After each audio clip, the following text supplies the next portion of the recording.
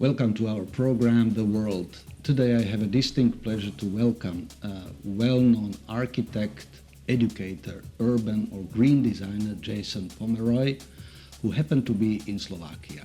Welcome to our program. Thank you very much. It's a pleasure being here. Jason, usually I am hosting here diplomats, foreign policy experts, and these, particularly last weeks, we are focused on war and settling all these disruptions, what we see in the world. But I was particularly happy when I learned that you will be in town and looking at your rich and diverse portfolio of activities. I would like to have refreshment for our viewers.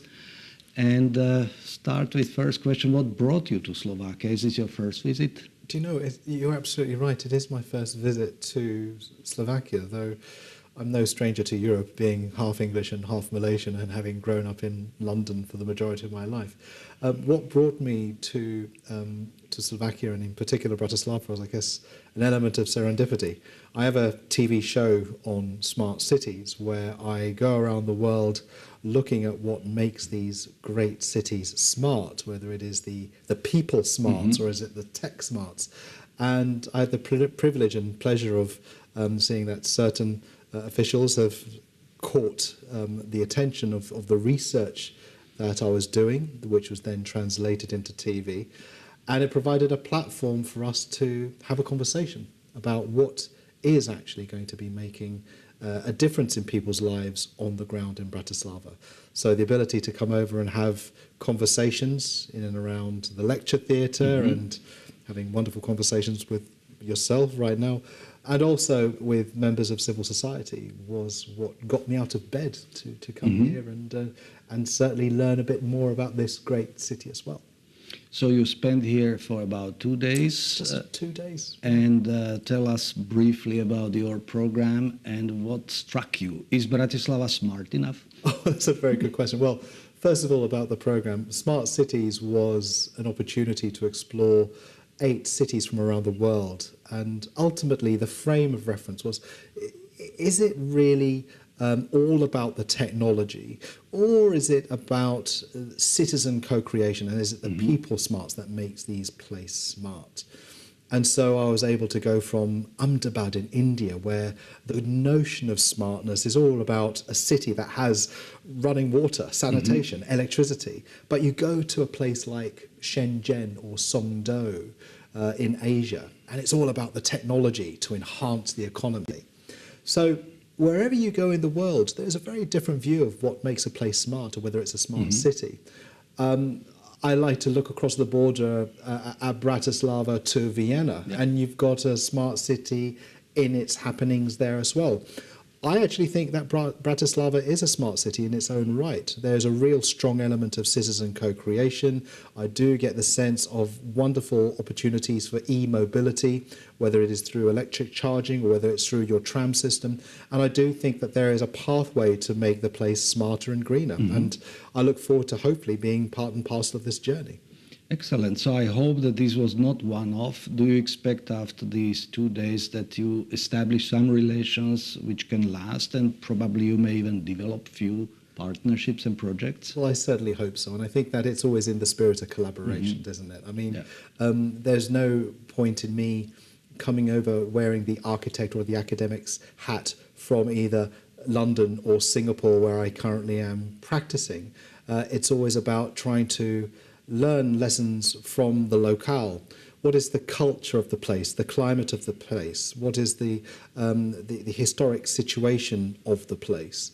And how can we then start to augment that with other learnings from around the world? And I guess the privilege of being both an academic and as a practicing architect and urban planner with a TV show that allows us to do very broad frames of reference and research is that we do get a window onto different happenings, different innovations, different ideas. And if there is a way that we can also share that knowledge in a completely transparent way to allow the locale, Bratislava or Slovakia, to embrace some of those ideas, then I hope that it will lead to a greener future.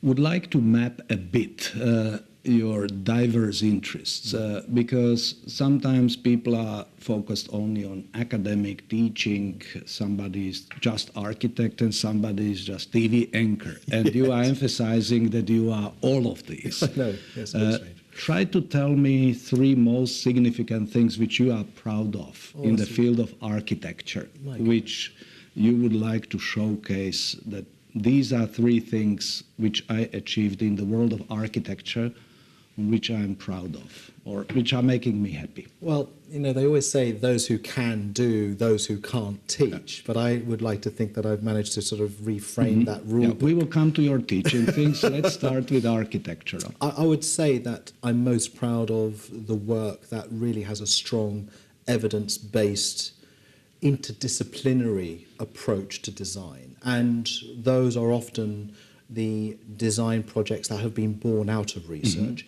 So, for instance, the first zero-carbon house in Asia, called the Idea House, was a prototypical house that really revolutionized sustainable tropical living in the Asian region. It was born out of the principles of the heritage kampong houses of Malaysia. And the ability to reinterpret that in a modern way, using modern materials, using digital technology, and ultimately bringing the heritage home into the 21st century was what I was particularly proud of, because it then formed the foundations to scaling the idea from the prototype house to zero carbon districts to then zero carbon neighborhoods and cities. Excellent. In teaching, do you have some students which you were bringing to sort of interest in the field you are dealing with, who is successful by now, where your teaching played profound role in developing skills or some results by some students of yours, whether in Asia or in Europe? I think absolutely. I mean, I think that it is... it's a very interesting question, because what I don't try to do is create clones of my research. I think what I'm particularly proud of is the research that I've been involved with over the last 15 or so years has been around sustainability and zero carbon development. And I'm particularly happy that the frame of reference that looks beyond the typical social, economic and environmental principles of sustainability and goes beyond to embrace culture, space and technology has influenced architects in Europe, in the Middle East and in Asia, particularly individuals who have then gone on to set up their own design practices with a research base. And so what I'm particularly happy with is that I'm not trying to dictate to them what their research or their design should be in the future, but it's providing them with the tools, the foundations to build their own futures. And so I'm delighted to think of particular individuals. For instance, there's a gentleman called Aham Dowdy, who was my intern many years ago in Singapore, who basically went on to study further, went on to set up his own practice, and he has research as his core foundation with his design practice. Excellent. You have unique experience in teaching both in Singapore, Venice, UK. Yes.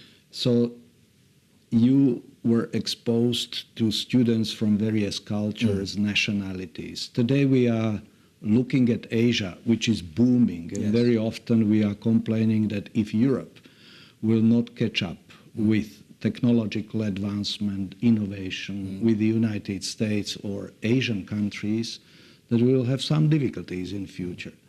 Teaching, from teaching point of view, what are the differences in teaching in Asian environment and European environment? That's a really good question too. I mean, I think that there is this tendency to look at the tutor in an Asian context as almost being the pathway to facts and truth and reason.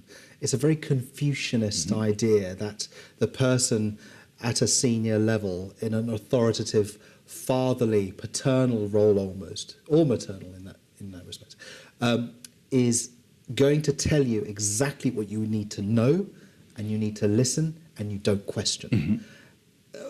We all know, though, that the Western methodology of teaching is one where you're not necessarily dictated to a particular answer, but there is the opportunity for the student to ask the question why, and for the tutor to kind of say, well, why don't you try and find out, and I'll try and provide an element of guidance. So I guess the fundamental difference between the two lecture theatres, if you will, is that if I am teaching in the East, there is a slightly greater tendency to be more prescriptive, to give out the notes, to be able to provide a certain element of answer. Whereas obviously when I'm teaching at Cambridge, there is a greater opportunity to have very diverse conversations, a greater discourse around the question why. Why are we doing this? For what reason? And really challenging the student to stretch themselves to find the right answer. And then when it comes to the Middle East, somehow I find it's been a weird and wonderful environment where I do sometimes see the combination of both. And I'm also talking about policymakers, leaders. In the executive MBA program that I was teaching on in Saudi Arabia a while ago, there was that beauty of being prescriptive, but then also having these very long conversations in and around the reasons as to why we are doing what we are doing. How do you see development of academia in the United Kingdom versus United States? Because UK universities still rank among top in the world. You are still capable of constant innovation. You are attracting the smartest people. Is America getting better, or UK is getting better? Oh, that's such a leading question, but wonderful in equal measure. If we look at the QS ranking system of leading institutions in the world, I'm always delighted to see, as my alma mater is Cambridge, to see Cambridge in the top 5. And currently, I think if I'm not mistaken, we might be 3, maybe.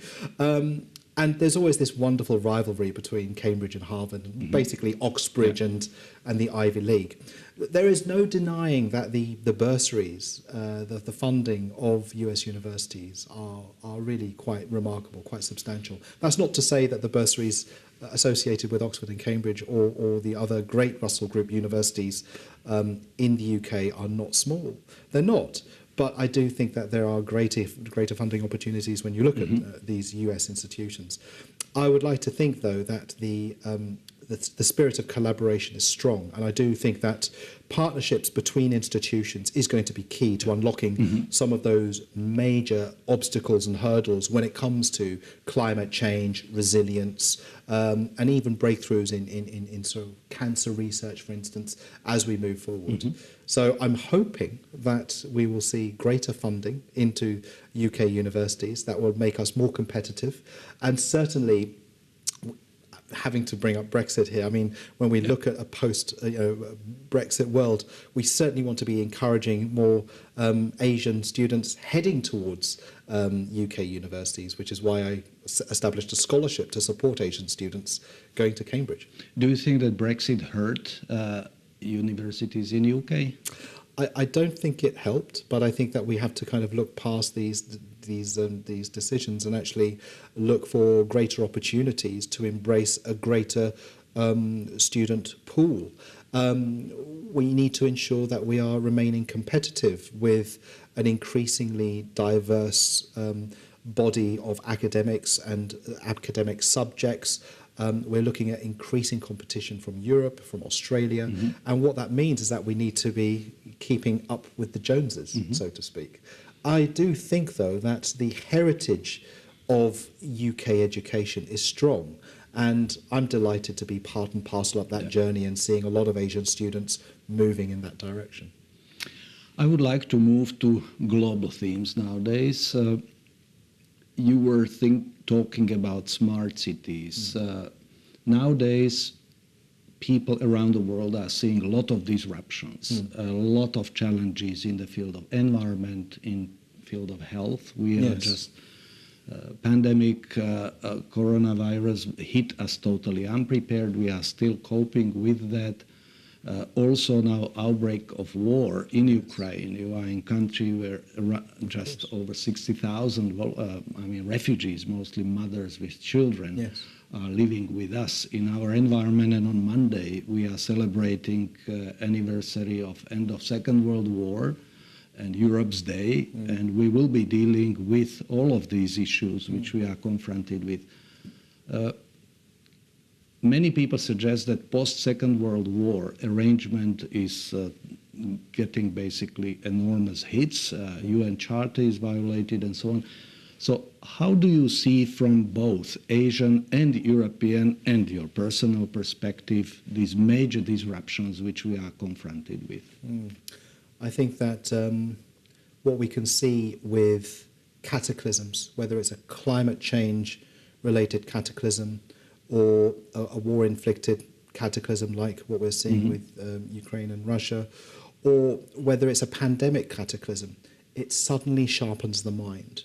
We can, as humans, become incredibly complacent. When the going is good, we forget about the other circumstances that could, at the flip of a coin, suddenly turn our world into turmoil. What's just remarkable is that over the period of the last, half a decade, if you will, we've seen this compression of greater reporting on the climate change woes, the pandemic, and this conflict, which basically sharpens the mind even more. But what I do believe is that out of these cataclysms come these remarkable resurgence of resilience and fortitude. And that's where we as humans, I guess, have to excel to survive. Many years ago, I was filming in a place called Higashi Matsushima. It was the site of the town was the place of the tsunami, which was so powerful that effectively, the earthquake created the tsunami, which then led to the Fukushima nuclear reactor meltdown, and the sheer, climatic and human scale cataclysm decimated the town, brought it to ruin. Many lives were lost. But out of that sort of cataclysm, that disaster, a spirit of resilience was born.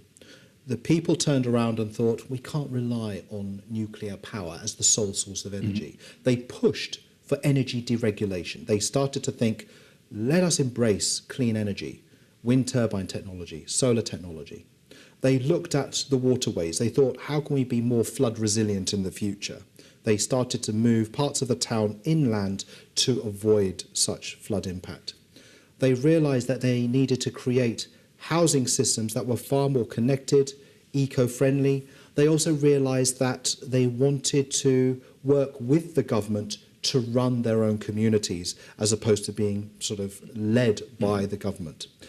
In that respect, this 50-50 partnership between government and the community that allowed for deregulation of energy, the embrace of clean energy, modular construction, a safer environment to live in, was all born out of this culture of resilience.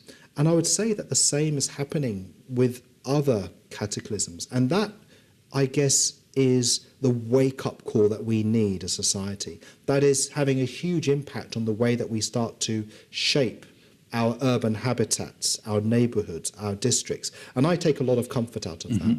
It means that the research that we do from these cataclysms informs better designed solutions so that the people can sustain their lives and their children's lives in a more sustainable way.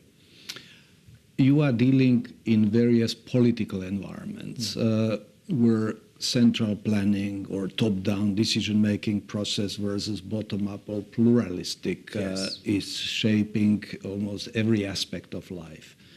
Where, with your mindset and your activities, where you are aiming to build smart cities, smart solutions for individuals, communities, country, where do you see challenges or how they differ between European and Asian context? Very good question. I think that you often find that in the first generation of those smart cities, that, as you say, was a very top-down approach, a government-driven approach, often sees the hand of control in the governments that have a particular vision about creating a forward-looking economy that is enabled by technology and the large corporation. So technology and large financial institutions having a role to play with the government in shaping a city, like Songdo in Korea. Songdo was built as a means of transforming the North Asian economic growth model in and around Korea, and associated with the airport, it provided this catalyst for urban growth in the future. The flip side to that is, well, where do the people fit in? How can the people's views be embraced? And if you look at, for instance, a smart city in Southeast Asia like Bandung, you've got a city that appreciates the role of technology, but they put the technology into the hands of the people. So the mayor of Bandung said, tell me what your problems are, to his 1.5 million constituents. Tweet, Facebook, LinkedIn, whatever. You report to me what your issues are. And his effectively data command center, which was a depository for people's views, was sifted using algorithms to then pinpoint crime, congestion, pollution, those touch points that were common to the people. And he was then able to deploy his resources wisely to solve those issues. Now, these are both two very different smart cities, one which is top-down, one which is bottom-up. But arguably, when I look at places like Vienna, Amsterdam, Barcelona, you don't have just the government as a top-down approach or just civil society with a bottom-up approach to saying this is what we want. We also see the active role of private corporations saying we see that there is a model here to make business sense. And we also see academia saying, do you know what, we can test these ideas, and if they work for the greater good of society, then why wouldn't we want to do this together? So this quadripartite relationship where civil society say this is our need, academia say this can work, corporations saying that we can fund this, and the state ratifying to say that this is for the greater good, that's the model that I'm seeing increasingly being embraced, not just in Europe, but also in Asia. And we've been delighted to be part of many smart district models in Jakarta, in Kuala Lumpur, in Johor, even in the Middle East, in Saudi Arabia, where we're starting to see this sort of nature happening. Excellent. This morning, when I was preparing myself for this interview, I got a bunch of images from a friend who is just visiting Ukraine. And he was just showing housing developments, blocks of flats completely ruined, civilian targets, and so on. Have you ever been to Ukraine? I'm afraid not, but I would love to go at some point. Would you like to go? I would. I think that country will desperately need assistance of many of us after war is over. Absolutely. So I hope that this would be extremely important with your profile to inspire people and help come out with some lessons learned from other solutions, because this will be a completely new situation. Absolutely. Post-war rebuilding of the whole country. In conclusion, your last head, media head, today many wealthy people are thinking about having impact through media, particularly social media. Donald Trump is thinking about one. Now, Twitter was acquired by Elon Musk, and he wants to have this.